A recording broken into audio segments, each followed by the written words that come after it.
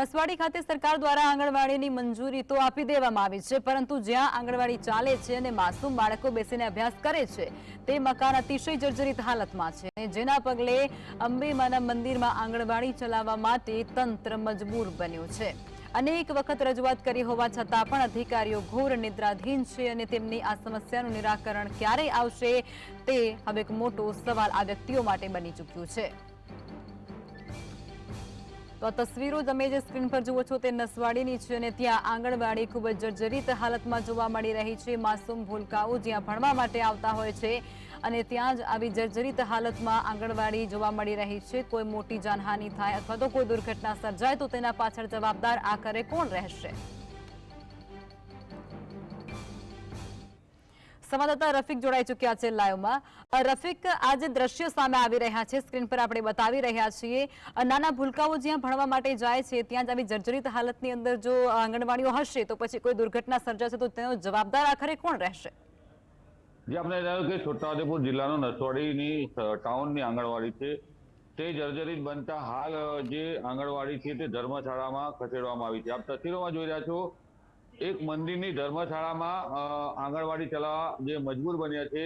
આપ દ્રશ્યોમાં જોઈ રહ્યા છો, જે આંગણવાડી કર્મચારી છે એ મંદિરની ધર્મશાળામાં છેલ્લા 2 માસથી આંગણવાડી ચલાવે છે। આંગણવાડી 4 નંબરની જે છે તે જર્જરિત બની હતી, ત્યારે અહીંયા બાળકોને જે ભણાવવા માટે મુશ્કેલી સર્જાતા આંગણવાડીના બાળકોને બેસવાની જગ્યા ના મળતા આંગણવાડી કર્મચારી જે છે તે જે વિસ્તારના લોકો છે તેઓની મદદ માંગી હતી અને ધર્મશાળામાં આંગણવાડી ચલાવવા। બીજી તરફ આપણે દ્રશ્યો બતાવીશું, અહીંયા જ બાળકોને જમવાનો નાસ્તો બનાવવામાં આવે છે, ત્યારે અહીંયા આ દ્રશ્યો જે છે તે કોઈક મોટી દુર્ઘટના પણ સર્જી શકે છે, પરંતુ તંત્ર પાસે કોઈ બીજી જગા નથી। આપણે અહીંયા જે આંગણવાડી બેન છે તેઓ સાથે વાત કરીશું। બેન, અહીંયા તમને આ આંગણવાડી ચલાવવામાં શું શું મુશ્કેલી પડી રહી છે, કેવી સમસ્યાઓ છે? આ ધર્મશાળાનું મકાન છે કે અંબે માતાનું જે મંદિર છે તેની પાછળની ધર્મશાળા છે, તો અહીંયા કેવી રીતના આ ધર્મશાળા માંગવામાં આવી?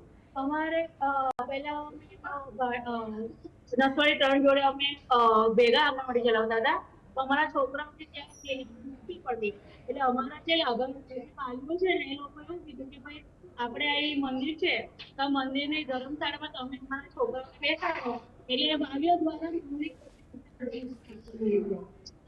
બેન, બીજી વાત એ છે કે અહીંયા તમે બાળકોનો નાસ્તો પણ બનાવો છો, ગેસ પણ છે, તો કોઈ બાળક દાઝી જાય એવી પરિસ્થિતિ ખરી?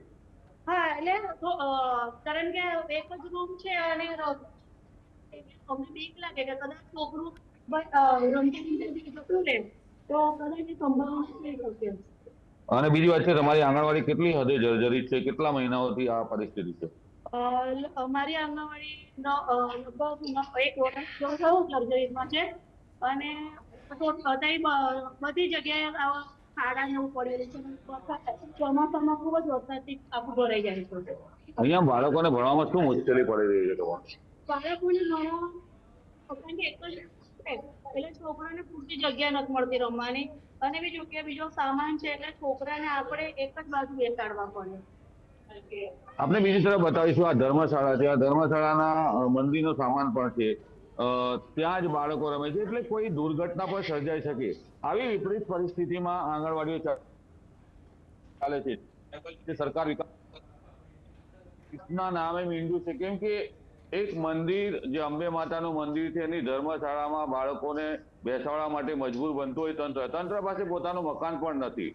જ્યારે વિસ્તારમાં આંગણવાડીઓ ખોલવામાં આવી છે પરંતુ તેના મકાનો સરકાર બનાવી શકતી નથી। વિકસિત ગુજરાતની વાતો કરતી સરકાર આવી રીતના આવી આંગણવાડી ચલાવી અને બાળકોના ભવિષ્ય સાથે ચેડા પણ કરી રહી છે અને કોઈ દુર્ઘટનાની જાણે રાહ જોતું હોય। એક આમ કહી શકાય કે બાળકોને અભ્યાસ તો કરવો છે પરંતુ તેનું જીવનું જોખમ હોય છે અને જીવના જોખમે બાળકો અભ્યાસ કરી રહ્યા છે। રફીક, જે પ્રમાણે કરોડો રૂપિયાની સરકાર દ્વારા ગ્રાન્ટ ફાળવવામાં આવતી હોય છે અને તે છતાં પણ આવી જ દુર્ઘટના, આવી જ જર્જરિત ઇમારતો જ્યાં ત્યાં જોવા મળતી હોય છે, પછી આંગણવાડી હોય કે સ્કૂલ હોય, જોડાયા તે બદલ આપનો આભાર।